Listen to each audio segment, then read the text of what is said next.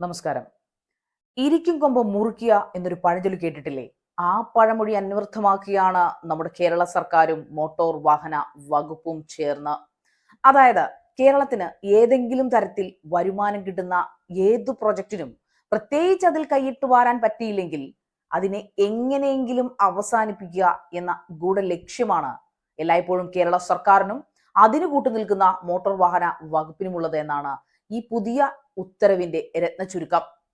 പറഞ്ഞു വരുന്നത് റോബിൻ ബസും സർക്കാരും മോട്ടോർ വാഹന വകുപ്പും തമ്മിലുള്ള യുദ്ധം അടുത്ത ഘട്ടത്തിലേക്ക് കടന്നിരിക്കുന്നതിനെ കുറിച്ചാണ്. സ്വന്തം സ്റ്റേറ്റിന് കിട്ടേണ്ട പൈസ മറ്റ് സ്റ്റേറ്റുകാർ കൊണ്ടുപോയാലും കുഴപ്പമില്ല, കേരള മോട്ടോർ വാഹന വകുപ്പിന്റെ അഴിമതി ഇല്ലാതെയാക്കാൻ സമ്മതിക്കില്ല എന്ന നിലപാടിൽ കേരള സർക്കാർ അടുത്ത ഔട്ടോപ്യൻ നിയമം ഇറക്കി കഴിഞ്ഞിരിക്കുന്നു. ഓൾ ഇന്ത്യ ടൂറിസ്റ്റ് പെർമിറ്റുള്ള വാഹനങ്ങൾക്ക് ഓൺലൈനായി പണമടയ്ക്കാനുള്ള സംവിധാനമാണല്ലോ കേന്ദ്ര സർക്കാർ ഇറക്കിയത്.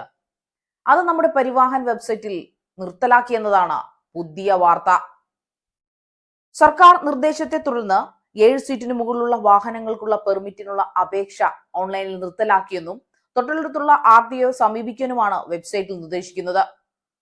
പെർമിറ്റ് രാജ് ഒഴിവാക്കാനും നടപടികൾ സുതാര്യമാക്കാനും കേന്ദ്ര സർക്കാർ കൊണ്ടുവന്ന സംവിധാനം അട്ടിമറിക്കാനാണ് സർക്കാർ ശ്രമിക്കുന്നത് എന്ന് ബസ് ഉടമകൾ ആരോപിച്ചു. എന്നാൽ ഇത് എലിയെ പേടിച്ചില്ലം ചുടുന്ന അവസ്ഥയിലേക്കാണ് കാര്യങ്ങൾ കൊണ്ടെത്തിക്കുന്നത്. ഇത് റോബിൻ ബസിനെ പൂട്ടാനാണെന്ന് അരിയാഹാരം കഴിക്കുന്ന എല്ലാ മലയാളികൾക്കും നന്നായി അറിയാം. എന്നാൽ ഇതുകൊണ്ടൊന്നും പോരാട്ടം അവസാനിപ്പിക്കില്ല എന്നും കേന്ദ്ര നിയമത്തിന്റെ ആനുകൂല്യം നേടിയെടുക്കാൻ ഏതറ്റം വരെ പോകുമെന്നും റോബിൻ ബസ് ഉടമ പ്രതികരിച്ചു. കിറ്റക്സ് പോലുള്ള വലിയ വലിയ വ്യവസായത്തെ നിയമക്കുരുക്കിലാക്കി നാടുകടത്തിയ സർക്കാരാണ് കേരളത്തിലുള്ളത്.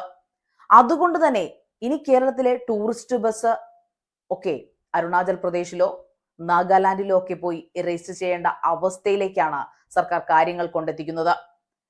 കേരളത്തിലെ RTO ഓഫീസുകൾ അഴിമതിയുടെ കൂത്തരങ്ങാണെന്ന് ഇതിനോടകം തന്നെ ജനങ്ങൾക്ക് ബോധ്യപ്പെട്ട് കഴിഞ്ഞ കാര്യമാണ്. ഒരിക്കലും രക്ഷിക്കാൻ പറ്റാത്ത വെള്ളാനയായ KSRTCയുടെ പേരും പറഞ്ഞാണ് പാവപ്പെട്ട ഈ ബസ് ഉടമകൾക്ക് നേരെയുള്ള ഈ ക്രൂരതകളെല്ലാം. കേരളത്തിന്റെ ഈ നിയമക്കുരുക്ക് കാരണം ഏതാണ്ട് 5000-ഓളം ടൂറിസ്റ്റ് ബസ്സുകളാണ് പുറത്തെ സംസ്ഥാനങ്ങളിൽ പോയി രജിസ്റ്റർ ചെയ്യുന്നത്. ഇതുവഴി കേരളത്തിന് കിട്ടേണ്ട ഈ നികുതി പണം തട്ടിക്കളയാൻ സർക്കാരിന് എന്താണ് ഇത്ര വാശി? അതിൽ നിന്ന് മനസ്സിലാക്കേണ്ടത് സ്വന്തം പാർട്ടിക്കാരെയും അവരുടെ കുടുംബക്കാരെയും സർക്കാർ ഖജനവിൽ തീറ്റിപ്പോറ്റുക എന്നത് തന്നെ.